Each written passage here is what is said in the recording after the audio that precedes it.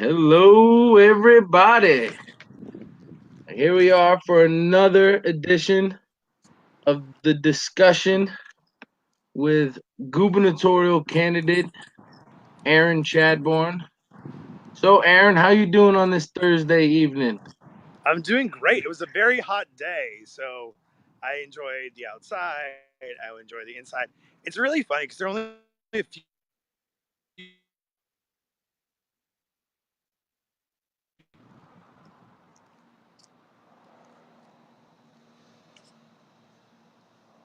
there. Are you hearing me okay? You skipped out there a bit, but I got you now. You hearing me? You cut out for a second, but I think I got you. Go ahead. Alrighty, nothing. Just wondering how you doing on this fine day. So great to hear Yeah, from no, it you. was a pretty hot one. It was beautiful. We wait all year for this, and then we finally turn on our air conditioners, and today was one of those days. For sure, for sure. Um, so last time we touched on where you came from. We hit on a little bit of things of your specialty tax reform and a little bit of Medicare. We'll come back to those where we touched on them before. I want to dive into some things that we didn't hit on before and give you the platform to discuss your plan. Um, the first thing and the main thing is just what kind of plan would you have to keep young people in the state? We talked about it before, and get and draw young people to the state, skilled young people to the state, where Maine is a high median age range for the country. So, what Yeah. kind of plan to get No, young people and keep young people? it's the highest, right? That's the issue. We are the oldest population in the country. And I grew up in Gorham. I grew up here in Maine, and I wanted to live in Maine. But the issue that we have right now is that young people don't believe in the future of the state. They're told that you need to go to college, and after you go to college, you have to leave Maine, or in order to go to college, you have to leave Maine. And then after that, people sell you on this idea of building a business, building a career, building a profile. And I got to tell you, our communities in Maine are unmatched in terms of the resources that we have, the sense of self, the sense of community. But what happens is young people get convinced that in order to have a career, rather than just be at one company where you can have a job, if you get upset with your employer, if you don't like what you're doing, you need to know that you have other options. Well, the reason that we don't have that is because number one, our tax structure is such that companies or rich people that have the choice to move their assets out of state do that. Our manufacturing has gone down because we've driven up energy costs. We've said that manufacturing is like a second class job. Well, manufacturing, I mean, look at what President Trump is doing right now with tariffs. We're trying to bring manufacturing back to the US. We're letting the people in China and other countries that have been undercutting us for a long time know that companies like Element Technologies in Lewiston, which is a manufacturer of high quality, high tech products, we're gonna take over. We're gonna take this over, and that's what we need to do. We need to support it, but in order to do that, we need lower taxes. We need cheaper energy costs. We need to bring cheap energy into our state because we're already at the end of the line. And then this is the most important thing, though, is education. We have to have high quality education for our kids. I think last time, Larry, you and I talked about when we were kids how sometimes like the teachers that couldn't teach, they just set you in front of the TV and they put on a movie or something. And they tell you to just watch it and fill out the worksheet. We can't do that. We have to like upgrade our education, but we can't do it with buzzwords. And I was at an event tonight with Maine Heritage Policy Center, Representative Heidi Sampson. We were talking about the repeal of the proficiency mandate. Proficiency is a concept and it's something that means a great thing, but the way that it's been put into our laws and into our rules and the invisible people that no one knows about, the deep state in the Department of Education, the deep state in our state government, they all create this like weird thing that no one understands. We got to stop that. We need great teachers. We need great community members. We have to rebuild our institutions. We got to put people way that you keep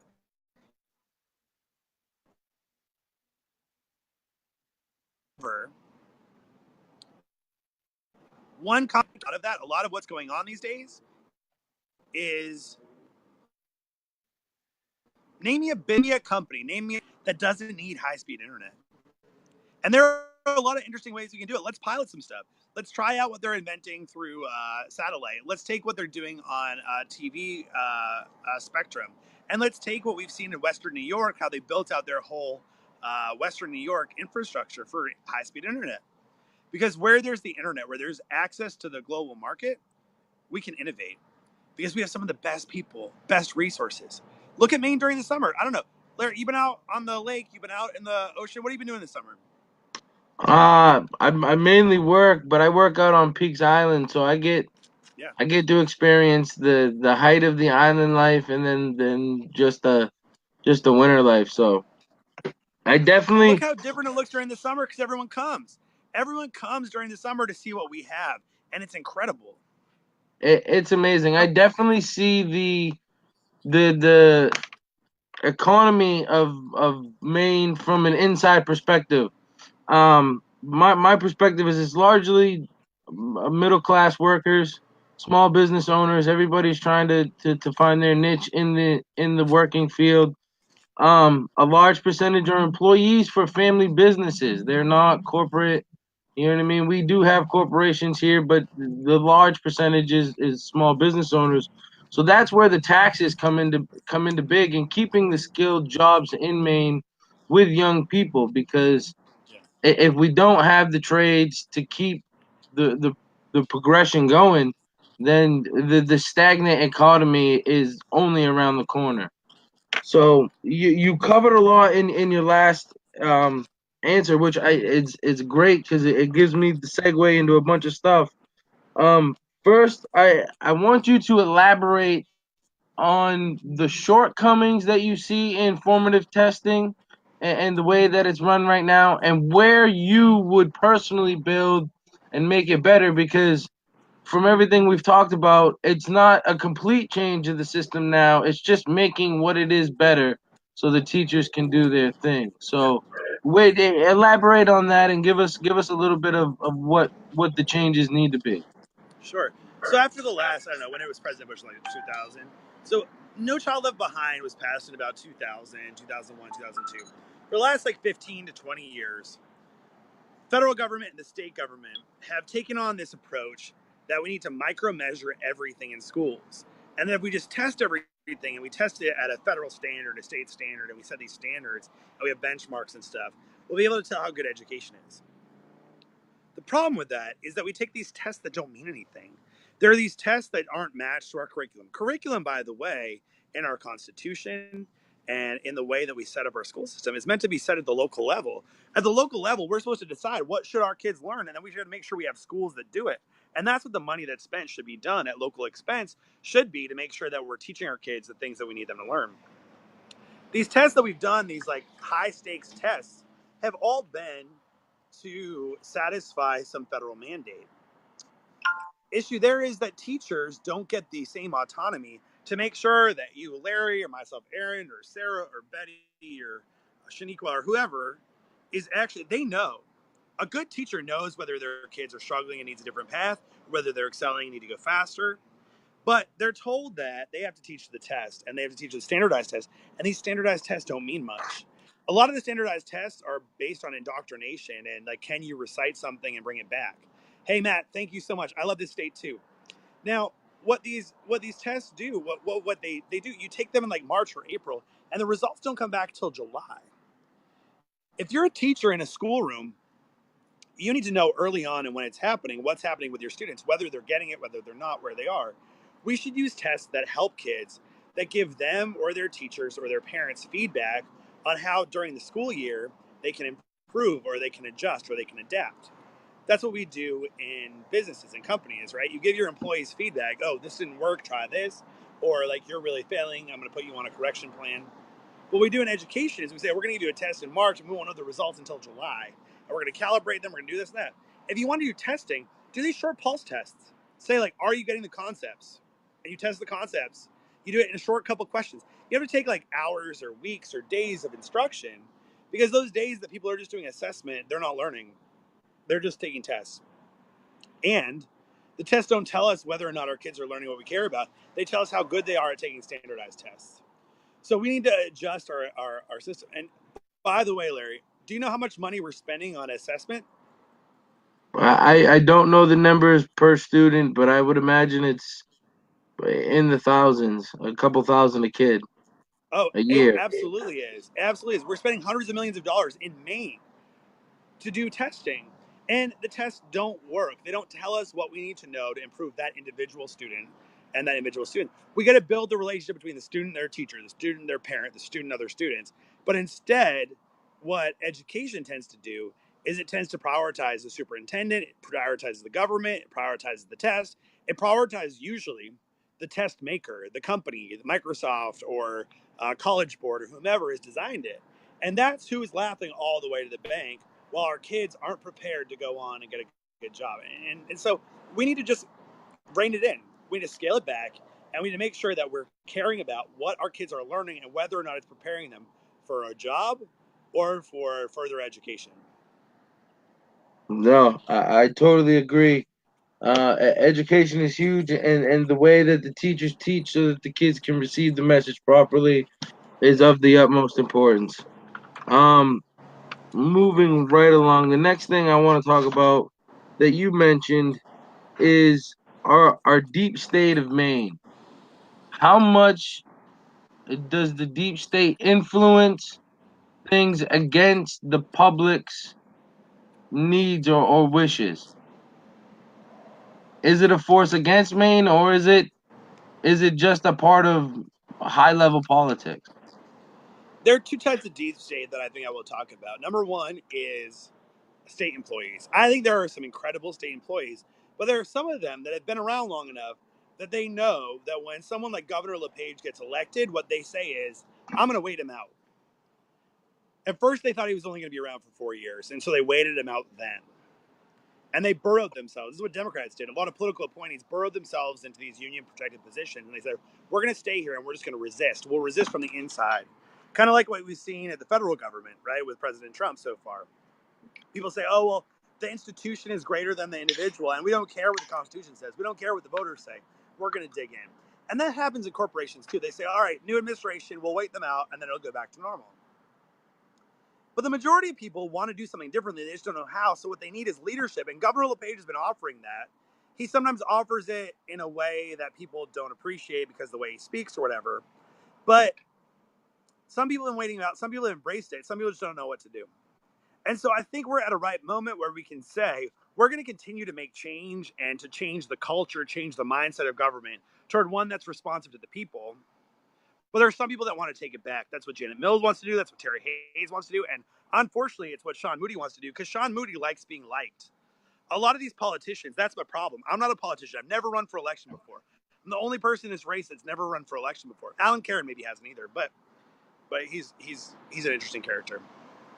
Um, but so they like to be liked. They like to be liked by state officials, and so they just say, "Oh, well, you know more than me. You do it. You keep it," and they trust the deep state. The second group they trust, and this is the more problematic one, are lobbyists. Lobbyists in Augusta who are paid by the people that benefit from the status quo or benefit by taking money from the taxpayers. And those people line the halls. You walk up on that third floor of the State House building where both the state Senate and the House of Representatives are.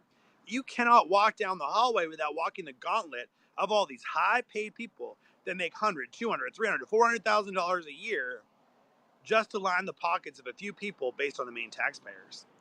That's the other deep state. And they're the ones that are after me right now because they're worried. They're worried that I'm threatening their bread and butter. They're worried that their clients aren't going to be able to do well if I'm there.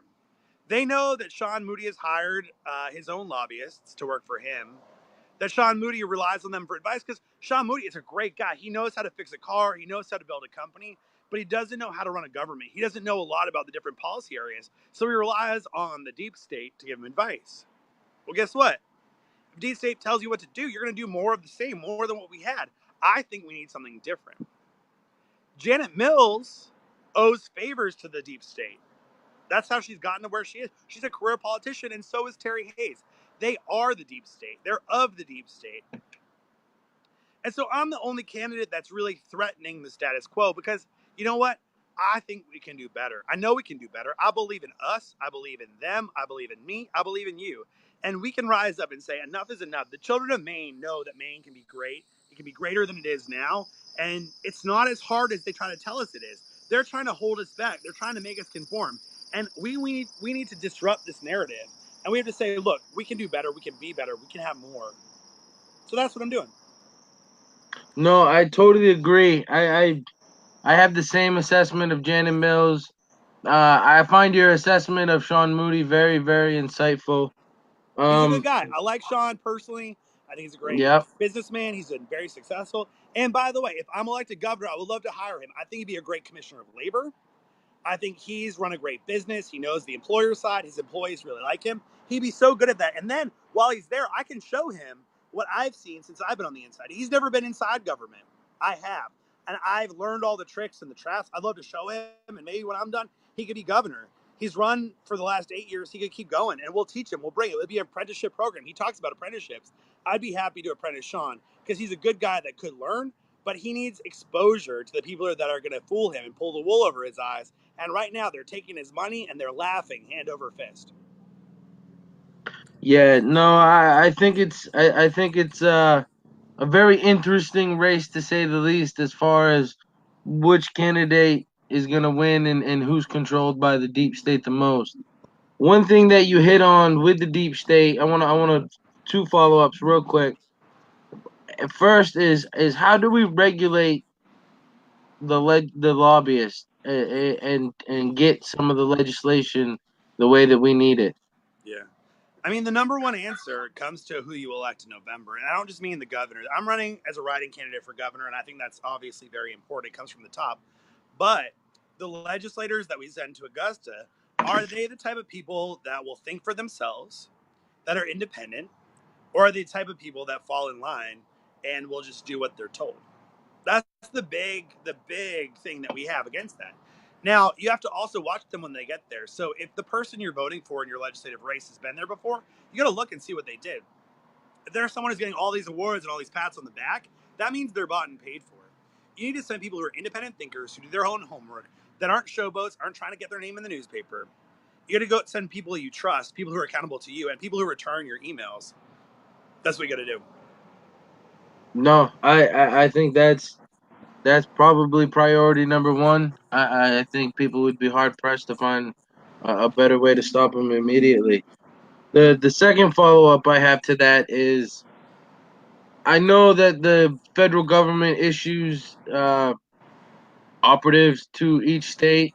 Some states in the last couple of years have gotten rid of that Overwatch operation of the deep state. I think it's somewhere up to like 11 or 14 states taking back their sovereignty. So my question would be, how do you feel, and would you be open to taking back individual state sovereignty? I know Trump talks about a lot of things going back to state sovereignty and letting the states decide things. So how would you feel about issuing some of the same decrees that other states have and taking back Maine sovereignty?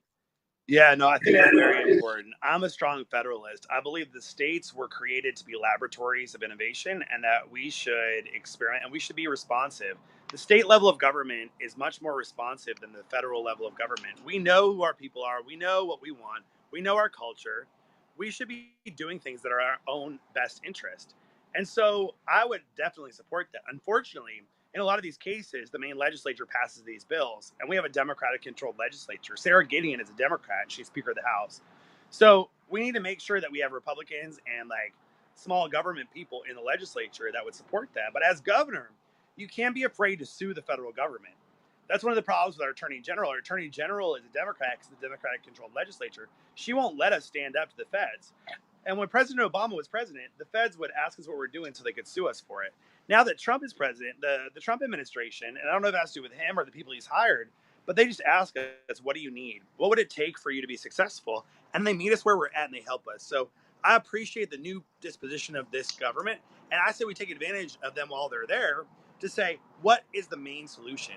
Because what works in Maine might not work in California. And what works in California or New York certainly does not work in Maine. So I think we absolutely need that. No, I agree 110%.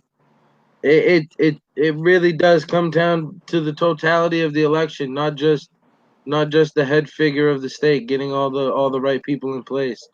So the next thing would be our economy and the way that it runs. It's great, but how do we get increased decreased spending? How do we decrease our spending even more? How do we get the numbers to be in our favor long term, because the Medicaid plan is talking about putting us in a hole immediately. So, how do we get these things to be in our favor and decrease our spending and keep our economy strong for the next 8 years? Because as much as people like to be realistic, we're really looking for an 8 year guy. Every year we vote, every term we vote, we're looking for an 8 year guy to keep this thing running as well as it can for as long as it can. So how do we do that for the next 8 years? Because it's been good for 8. So how do we increase that?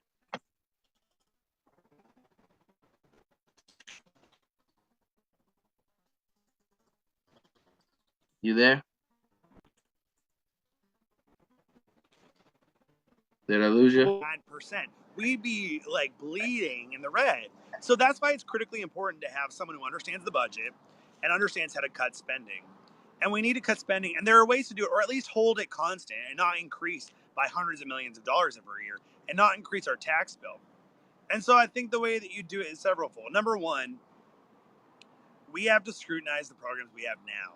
There are a lot of programs on the books that aren't working anymore.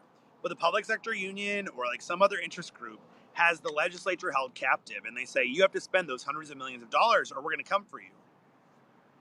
But we need lobbyists for the Maine people. We need a governor that says, look, we're going to judge the success of our programs based on whether or not the constituents that are meant to be served by them, the Maine people, value it. And so you're going to get input from the Maine people. You involve them in it. Number two, anything that's not working, we just got to stop. Number three, most of the money is in either HHS, healthcare and welfare, or it's in education. On the welfare side, we've got to continue the good work that Governor LePage started and Mary Mayhew tried to cut back on the fraud, waste, and abuse in welfare. We got to make sure that anyone who can work does work. We got to make sure that we're preparing people to go into the workforce, and we're not making it more comfortable for you to sit on the sidelines and live off of the state.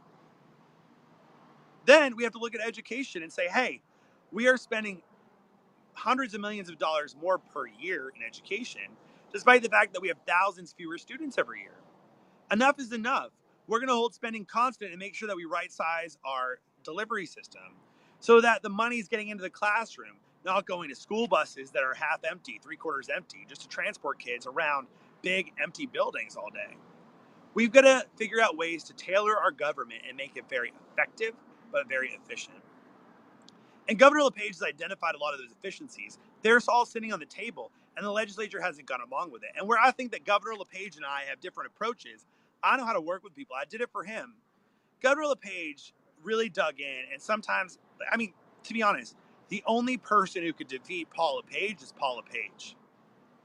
And so I think I have a different negotiating manner. I think I have a different temperament, and I've learned from the best. Paul LePage is a great mentor and great person that I admire. I'm going to take some of the solutions that he had, but I'm going to go bring people to work together to make the hard choices. I'm going to bring facts to the solution, because when you do it based on emotion or based on talking points, it's very easy to do the wrong thing. But when you can build a fact base and build a business case and show people where we're wasting money and how we could reinvest it, I think we can get anyone to the table, whatever party they're in. We aren't politicians first. We aren't partisans first. We are people first.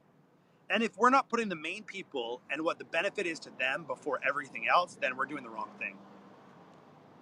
No, definitely. And I think the biggest thing that we could probably do for the Maine people being that the largest percentage in the state of people are working. You know what I mean? Maine is at 2.7% as of March, which is one of the lowest rates in the country for unemployment. So I mean, we're working, and to benefit those people the most, how do we get the business owners incentivized to hire people when we're paying ungodly minute things on top of just doing business. You have unemployment, teaching tax. You've got an array of taxes that really are more than crippling to small business owners. But then you have other states like New York that allowed 10 years with no taxes. Maybe we don't go 10 years, but 3 years to a small bakery trying to open up is huge with no taxes, especially at 23, 35% where they're at now. So, I mean, where how do we get the right benefit to the right people? How do you lower that burden of taxes? Well, I think part of what you have to do is you have to close the loopholes because right now there are a lot of loopholes. There are people that aren't paying taxes at all, and there are refundable tax credits. There are incentives for people not. There are some people. So the number, the 2%, doesn't count people that aren't working and aren't looking for work. I want to make the people that aren't working and aren't looking for work, I want to make sure they have to look for work, or if they can't work, at least they volunteer and give back for what the state has given them. Because the people that show up on food stamps wearing their Nikes and their NBA hats and all of the other stuff, like, I just need to know, like, is there something you could do to contribute? Because whatever you can contribute, whether you're partially disabled or you're fully disabled, like, people, your self worth is tied up in your work. That's number one. Number two, like, we need to make sure we're investing in our economy and we're lowering the cost for the types of businesses that create great jobs.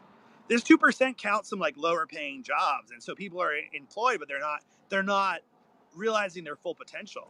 We have to make sure we're investing in our people, and we incentivize these companies to hire more people.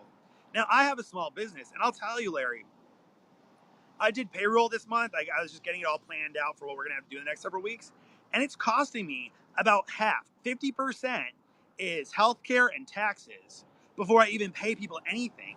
So before a dime goes into your pocket, I have to cover all of these expenses that like I don't see the benefit of, and you're not motivated to work based on.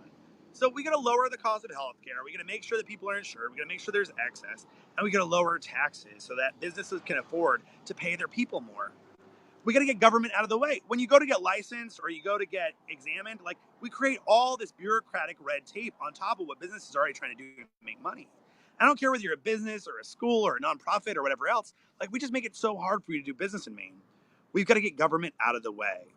We have to make it easy for people to upgrade their skills. That's a big other thing, right? Is that we have a lot of people that are about to retire or are already starting to retire. And there are some big opportunities for people to make more money, but we have to make sure that it's not cost prohibitive to invest in yourself and upgrade your skills.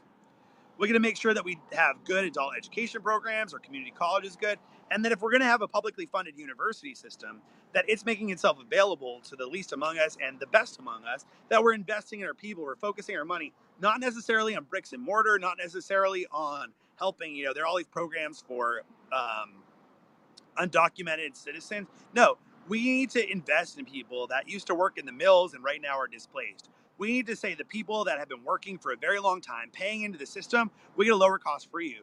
If you're a retiree and you want to come back to work, we need your expertise. We gotta like use you. So we just gotta be creative and innovative. We gotta invest in the internet to have high-speed internet everywhere because that's critical.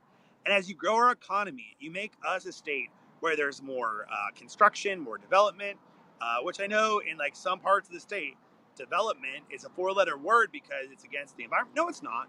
You can develop in a sustainable way. You can grow our communities. You can grow our economy, and that's what we should celebrate. We should celebrate the ways in which the economy grows, and that we can all grow together, and we can all protect the environment. We can all fund education, and we can all invest in our skill sets so that we're building people for the jobs of today. How hard is it to find an electrician or a plumber? Those people are making 6, 7 figures. Like it's huge. We need to actually put people back to work in the trades. We need to teach that in middle school. We start to do things like that, make people self-sufficient again. We won't need government spending to rise. We're going to need people to, we're going to need customers, and we can compete around the world. But we first have to believe in ourselves.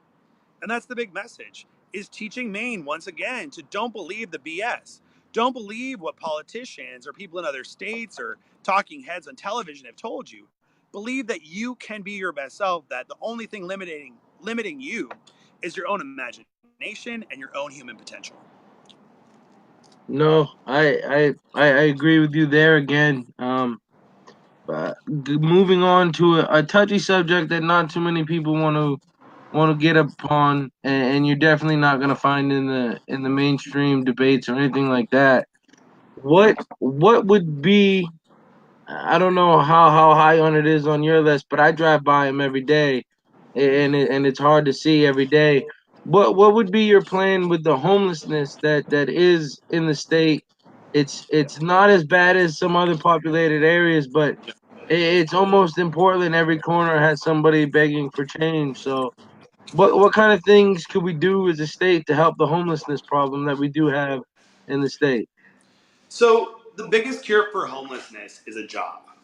That's the number one cure. So we have to make sure that our workforce training programs and everything that we're doing is focused on getting people back to work. If you look at what they did in Utah, they created a program by which, rather than spend government money to create homes for these people, what they did is they spent government money to create jobs for these people. They created public works programs. That's number one. Number two, we need to have affordable housing, not just for our homeless, but for our workforce. If you think about what happens, we send these people off to college and we like put them in dorms and we tell them like, oh, this is how you're going to live. And then they come to Maine and they have this old housing stock that was built in the 1950s, the 1910s, and they say, well, we don't know how to take care of that. We need to build new and affordable and sustainable housing. And then we have to make sure that we're investing in programs that have a return, that we're actually able to capitalize them. A lot of the homelessness programs, we're just giving money away. No, we have to have a return on our investment and hold people accountable. But for homelessness, the number one thing that works is number one, you create affordable and safe housing, which we've been doing. Maine State Housing Authority, where we have a new director. I helped recruit him. I interviewed him. Governor LePage actually let me decide who it was going to be. So it's someone that understands the social sector, the public sector, the private sector.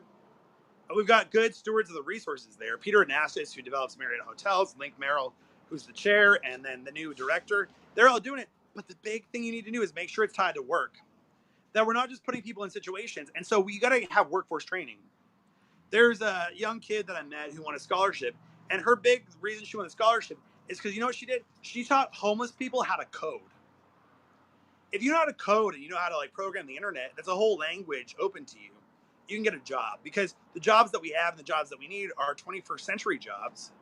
And so if we can help people provide for themselves, once you give them a pathway into owning affordable housing, and creating cheaper housing and more modern housing and doing it on scale, making it affordable. If you have a job to be able to continue to pay your bills, you're going to do well. And so it's investing in our homeless people and treating them as humans, not treating them as a number, not treating them as a population we need to vote for us, but treating them as human beings with great potential that we can invest in. No, that sounds great.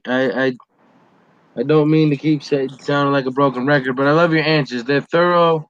You can tell that you've thought about them, and you know from your previous experience in LePage's administration how the wheel turns. So it's great to hear somebody who's got experience and can have a comprehensive plan on how to get things done. My next thing that I want to ask you, um, before we really get into a bit of the personal politics, what the biggest thing afflicting our state in the last 2 years, political, social, or otherwise, has to be the opioid crisis. I first would ask you, A, what kind of plan would you have to do that? Obviously, one of the two main components is law enforcement, and the other is treatment. So, with those being the two most important, my follow up to that would be, which one do you think would be most important? But what kind of plan would you have, and which one would be most important in developing your plan? And I'll add a third one too. The third one is prevention. And prevention really comes from, where do opioids take root? They take root in places where we have economic downturns and where you have despair, where you have people that aren't working or people that don't believe in themselves or people that don't have anything to do. Idle hands are the devil's playground, right? So prevention, some people think like the DARE program, but the DARE program actually got more kids on drugs than off drugs. So what we really need is we need pipelines. And again, I hate to come back to working, but once you have a job and something to believe in, that's what keeps people off drugs. That would keep you on straight and narrow because you have something to believe in that's bigger than yourself. That's bigger than drugs. You don't need that fix, right? So, number one, we have to invest in our economy. I think you grow the Maine economy and you take care of a lot of it. And Governor LePage helped pass the toughest prescriber laws to make sure that doctors aren't able to just give us any painkiller and pain reliever to avoid pain, but there's a higher bar to it. We need to fix some of those laws because some of them didn't appreciate people with chronic conditions. But we've been doing well in prevention in some ways, and we got to help with the people that have chronic pain and make sure that if you have real pain, that we're helping you for it. We got to make sure that we don't let the pharmaceutical companies crowd out other alternative solutions like holistic medicine, or now that marijuana is legal. One of the reasons marijuana has been so hard to fight is because the pharmaceutical companies don't want it, right? They don't want you to be able to grow something to fight pain in your backyard when they could sell you something for $1,000 a pill. So we have that whole thing, right, in pain management and prescription management. And so we have to keep on that, but we have to make sure it makes sense, that it's common sense, that it doesn't hurt some of our elderly people that are being hurt by it. On the enforcement side, we need to continue to support and promote our law enforcement. Governor LePage has made strides in that.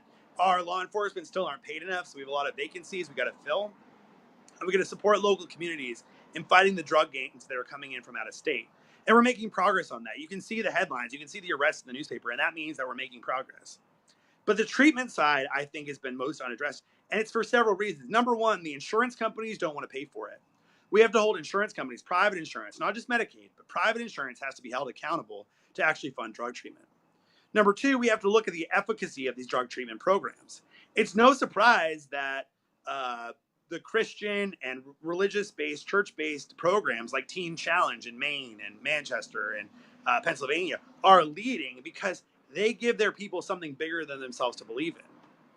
What I would actually do is I would link, we need more treatment beds, but we should also link them to work in new communities, because if you're on drugs, if you're on opioids, you need to know that you have a different pathway and a different environment. You got to get out of hanging out with your old friends and in with a new crowd that believes in you, believes in something bigger than you.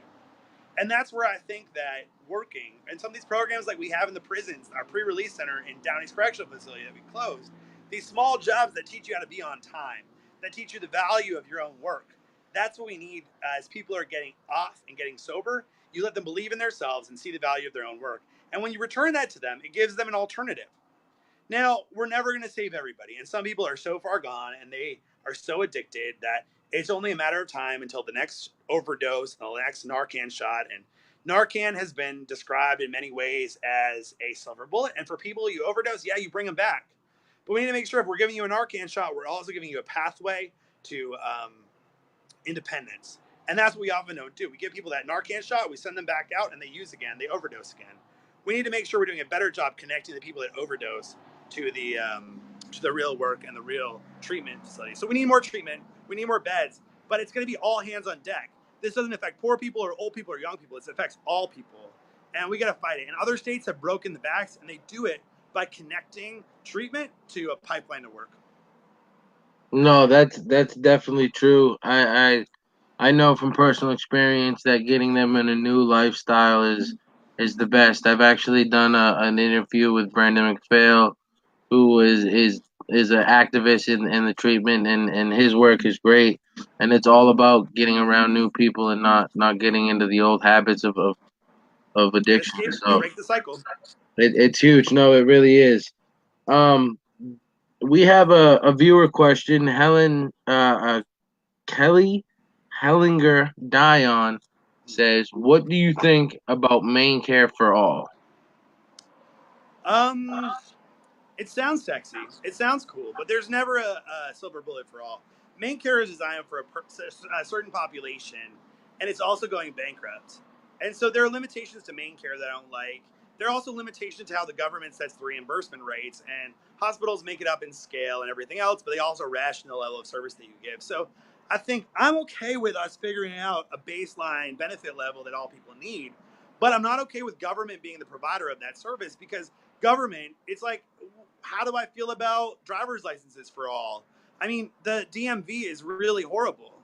And so it's, we need to find people that can administer services, that can administer the actuarial costs, and can really deliver, because we've expanded Medicaid, we've expanded Obamacare, and fewer people are getting access. And so we need to make sure that if we're going to give you insurance, you can actually use it. And Maine Care is designed in a very certain way, and it's very limited. And that's why people have to buy onto Medicare Part D and other things to add on for more benefits. So Again, like there are models to do a certain level of publicly funded benefit, and I'm open to some of them. But you have to make sure you have a private provider that you can hold accountable, and so when they don't deliver, you can switch. When the government is the only game in town, the government is always the worst game in town, and so I'm a little bit weary of signing everyone up for it. No, that again, that sounds like the smart way to get around the situation. Uh, I wholeheartedly believe Medicare should be treated like the private sector. The guys that can do the job should get paid to do the job, and we shouldn't make people pay for things that they don't need. So, staying with the main care issue, I want to touch on big pharma in Maine. Again, with the opioid crisis, just kind of bringing that topic full circle.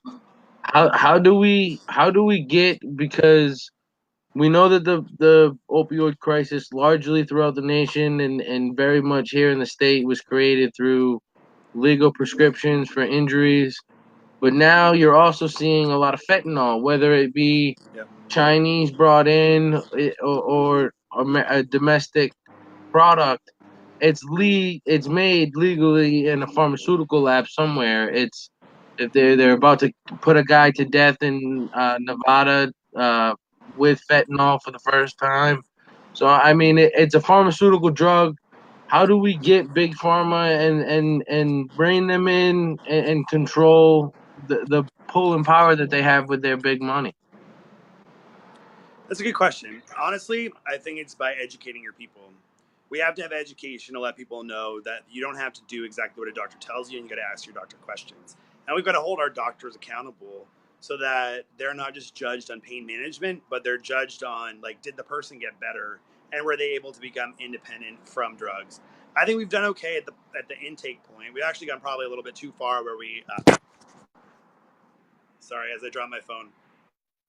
We've probably gone a little bit too far in terms of regulating our prescribers. So I think we got to make sure that we educate the public. We got to tell people it's okay to ask your doctor's questions and it's okay to say no.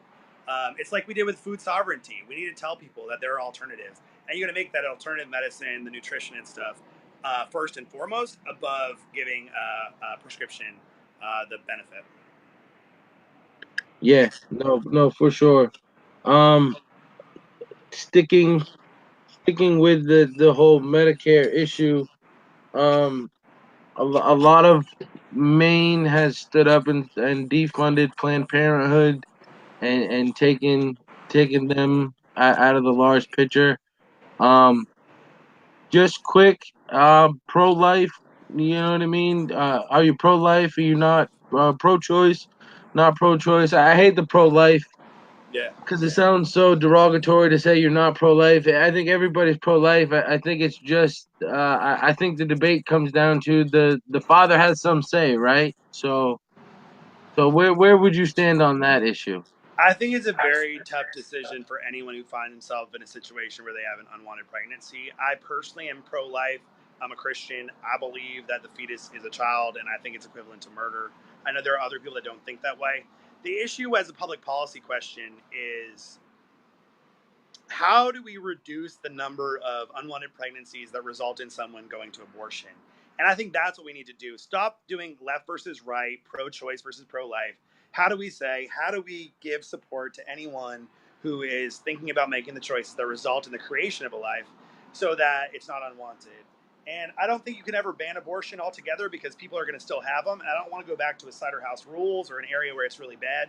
But I want to make sure that when a young woman gets pregnant, she has full support and resources to make the best decision for herself and for her family. I hope that decision is life, but in the event that it's not going to be, she needs to have full information and she needs to be cared for and loved on. I think, you know, the thing that I'm doing, and I might make this my last point, Larry, because I think this is the one I want to leave people with. I think that too much in our politics today are about dividing people. We split people up into different camps, into different tribes, whether you're on the left or the right, pro this, pro that, anti this, anti that. And we hurt each other and we hate each other. We look for opposition research on each other. I grew up in a state, the state of Maine, where we're all Mainers. We're all members of the same community. We're all traveling around the sun on the same planet. And you know, we're not getting out of this alone. So while we're here, we got to find ways to relate to each other. Right now, there are a lot of people who are afraid, who are fearful. And they choose to fight fear with loathing. They fight hate with more hate. I don't believe in that. I believe that the only way that you fight hate is with love. So if I believe in one thing and you believe in another thing, or if you're scared and I'm not, if I'm scared and you're boisterous and boastful, I think we come from a society where we all understand that we're members of the same community and where we can find areas for agreement, and where we agree, let's go and let's work together. And where we disagree, let's fight about it for a bit. Let's argue. Let's see if there's common ground. Let's define the problem. Let's find some objective facts. And then if we disagree, let's disagree, but like let's put pause in it and go out for some beers or have a bonfire or go fishing. That's the Maine I grew up in. That's the Maine that doesn't really seem to be around anymore. Everyone is so afraid and so hurtful and so hateful. We need to get back to where we're all just members of the same community, where we can agree to disagree, we can look for solutions, and where we can go for a beer, go fishing, and get along. And we can really invest in common sense solutions, not the buzzwords, not the silver bullets, but the things that we can work hard on together. And we can all be proud and we can all be respectful. You don't fight hate with hate, you fight hate with love. That's what I think Maine should teach ourselves again. And I think it's what Maine should teach the nation. And that's what I want to do as governor. No, that's beautiful. Aaron, I think that is perfect to end on. I want to thank you for your time. I think I will leave us with a final quote from one of our greatest founding fathers, in my opinion, the author, the actual man that penned the Constitution, Thomas Thomas Paine. Jefferson, great guy. Thomas Paine did the Constitution. Jefferson did the Declaration of Oh, yeah. Independence. Yep. Nope. It's simple mix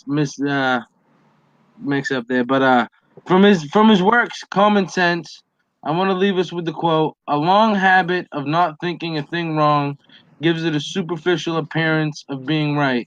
So I want to thank you for your and your openness and your honesty in talking about these issues.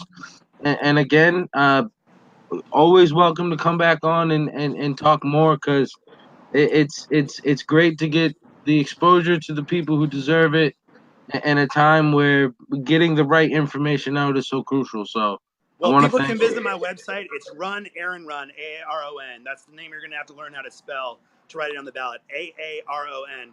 RunAaronRun.com, like Run Forest Run. And Larry, next time we do this with you or with Harsh, like let's do it. We can do it with beers or bonfire or fishing. We can be Mainers and we can just enjoy all the amazing abundance that God has given us here in this state. And we can do it together because, you and I don't agree on everything. And that's okay because we were given free will. And like Thomas Paine said, each of us can be humbled, right? Like we can all be humbled to know that we don't have it all right. And I'm not going to have it all right. Neither is Sean Moody or Janet Mills or Terry Hayes or Alan Karen. And we got to be humble enough to know you got to listen. God made you with 2 ears, 1 mouth. I struggle with that sometimes, but we got to listen and we got to work together. No, Aaron. To be honest, it's not about agreeing on everything. It's about making sure that the person for the job is thorough and comprehensive and knows what he's doing. And I have to say, out of all the stuff that I've watched with all the candidates, I really like the stuff that you're saying, and I really like the stuff that you're doing and getting out there and traveling and meeting your constituents and putting in the legwork. It's really great to see. So I really am a supporter. I like the things you're doing, and I will definitely continue to share and support in any way that I can. So I thank you, man, and again, it's great to be a supporter and see a young Mainer get up and do great things for the state. So Privileged to be with you, man. Thank you for having me. Thanks for thank you doing it. so much, man. Have a blessed night, brother. You too, man. Later.